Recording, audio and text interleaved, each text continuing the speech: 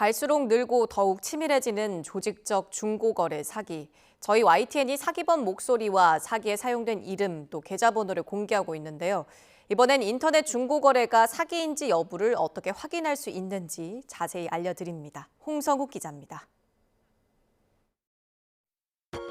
인터넷 중고거래 사기 피해자는 몇 달간 YTN이 확인한 것만 수백 명에 이릅니다. 수십만 원에서 많게는 수백만 원까지 알려지지 않은 피해액을 더하면 수백억 원이 넘을 거라는 분석도 나옵니다. 해외에 있을 것으로 추정되는 범인은 단 한 명도 잡지 못하는 상황.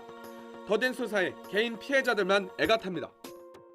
다음 피해자라도 안 나오게 뭔가 조치가 필요한데 아무도 조치를 해주는 사람은 없으니까 그냥 피해자는 피해 그대로 방치될 수밖에 없는 상황이라서 좀 그런 게 개선이 됐으면 좋겠는데. 사기 거래를 피하려면 당연한 말이지만 의심하고 또 확인해야 합니다.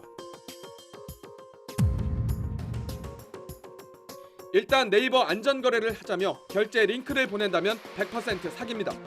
실제 네이버 결제창과 매우 유사하게 만든 가짜 사이트이기 때문입니다. 아무 아이디나 비밀번호를 입력해도 로그인되니 직접 확인하면 됩니다. 돈을 이체한 뒤에 수수료가 입금되지 않았다며 다시 돈을 입금해달라고 요구하는 경우도 있습니다. 더 많은 돈을 뜯어내려는 범죄 조직의 대표적인 수법입니다. 사기범들은 피해자들을 안심시키기 위해 다양한 방법을 사용합니다.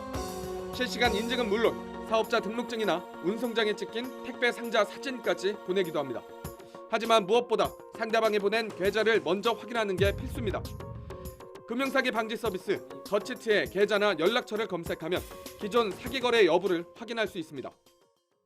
거래 상대방의 연락처, 계좌번호에 대한 사기 이력을 확인하고 송금을 중단하는 방법으로 피해를 예방할 수 있습니다. 송금 전에 사기 피해를 검색하는 것만으로도 사기 피해 예방 효과가 66% 이상인 것으로 확인되었습니다. 사기 조직은 주로 주말이나 연휴에 판매글을 집중적으로 올립니다. 중고거래 플랫폼과 경찰, 은행 등 관련 기관 중고거래 사기 담당자가 근무하지 않아 대응이 느리다는 점을 노리는 겁니다. 근무자가 있다고 해도 사기범죄 대응엔 한계가 있습니다. 중고거래 플랫폼은 사기 조직의 판매글을 사전에 거르는 기능이 없고 은행은 개인 간 물품 거래라는 이유로 신고해도 신속한 계좌 지급 정지를 하지 않고 있는 데다 경찰은 범죄 조직이 해외에 있다는 이유로 피의자를 특정하지 못해 수사를 종결하고 있습니다. 결국 중고거래 사기 피해를 막기 위해서는 개인이 조심 또 조심하는 수밖에 없습니다. YTN 홍석입니다.